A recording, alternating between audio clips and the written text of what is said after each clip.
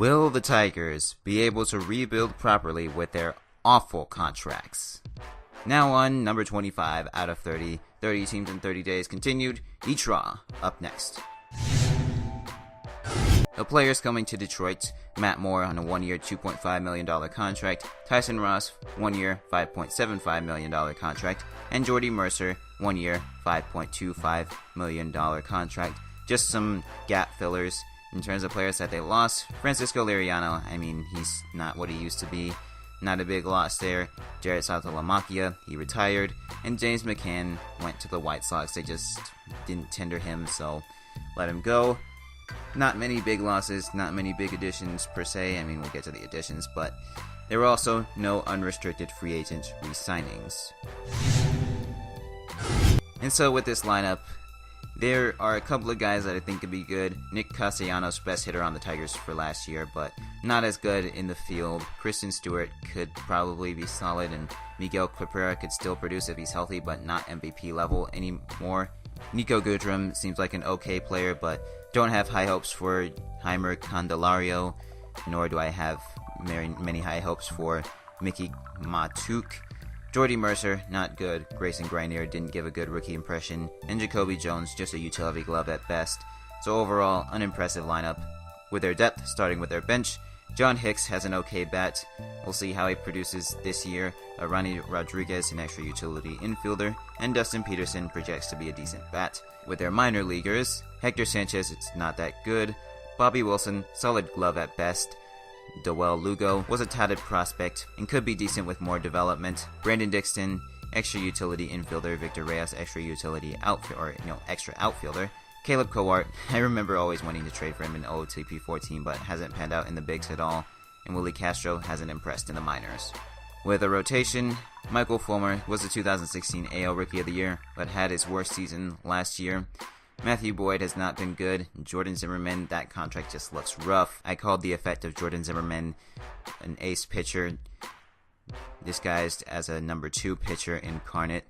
And, he's been even worse than that, so just awful contract. Tyson Ross did do well in the bullpen with St. Louis, but otherwise, we'll see how he does in the rotation again. And Matt Moore had all the potential, but has been derailed by injury, so don't have high hopes for their rotation either. With their depth in the minor leagues, Daniel Norris had a good 2016 season, but not been good since. Matt Hall has performed well in the minors. Ryan Carpenter, Spencer Turnbull, neither look good. And Boo Burrows could be good with some development, but still pretty unimpressive pitching depth. With their bullpen, not much better.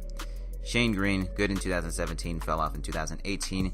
Joe Jimenez was an all-star caliber pitcher for the first half. He even was an all-star in 2018 because he had a really good first half, but he had a god-awful second half. So we'll see how he does. For Buck Farmer, not very good. Neither is Daniel Stump. Blaine Hardy, need more of his September performance for this year. Drew Verhagen, need more of his second half performance from last year. And Zach Reininger, just terrible.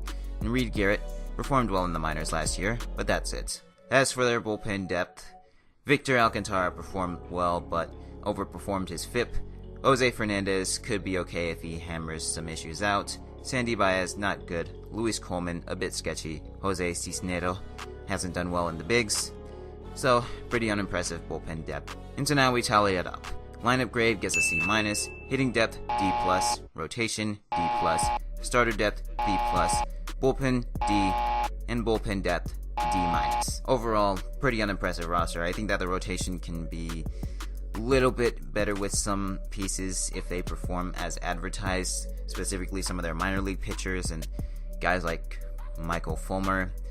And the lineup has some interesting pieces as well, just not very good depth all around the roster, and not many players that can swing the tides and turn this team into one that does anything this year.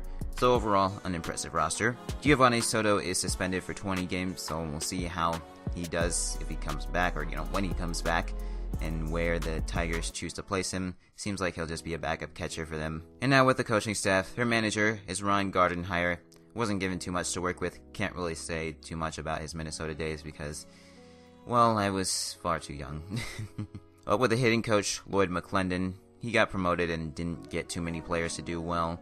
I guess Nick Castellanos did improve, but otherwise there wasn't much. Miguel Cabrera did improve a bit too, so we'll see on his front, but so far not really too fond of him just yet. Their pitching coach is Rick Anderson, was promoted mid-season, can't get too much of a read on him. And their bullpen coach, AJ Sager, also promoted mid-season, can't get too much of a read on him either. Both of those pitching coaches, I'm pretty sure they were just promoted just because the pitching wasn't that good, but even then there were some guys that had better first halves than second halves, so we'll see on that front this year as we tally the coaching staff grades up. The manager gets a grade of a C, Lloyd McClendon gets a C+, pitching coach and bullpen coach do not have grades, because like I said, can't get too much of a read on them just yet. And so overall, I mean, maybe Lloyd McClendon can get the hitting core to perform well, or, be decent, passable this year. We'll see if he can get other hitters to hit. I might be a little bit generous giving him a C+. Originally had him at a C-, but did realize that some hitters did sort of improve, so gave him a C+, but we'll see how things do for this year for the Tigers. So far, not looking very good. And now for the schedule breakdown. They do face the White Sox 10 times at home, 9 times on the road. Same goes for the Royals and the Twins. The Indians they face 9 times at home, 10 times on the road. Some easier matchups because it's the AL Central, but the Twins and Indians will give them fits. With the rest of the AL, they face Baltimore 4 times at home, 3 times on the road, and the same goes for Oakland, so bit of an advantage there in a way, except for against Oakland, because Oakland's far superior than them. But they do go on the road to face Boston 4 times and host them 3 times. Same goes for Toronto, Houston, and Seattle. So that should be pretty tough for them.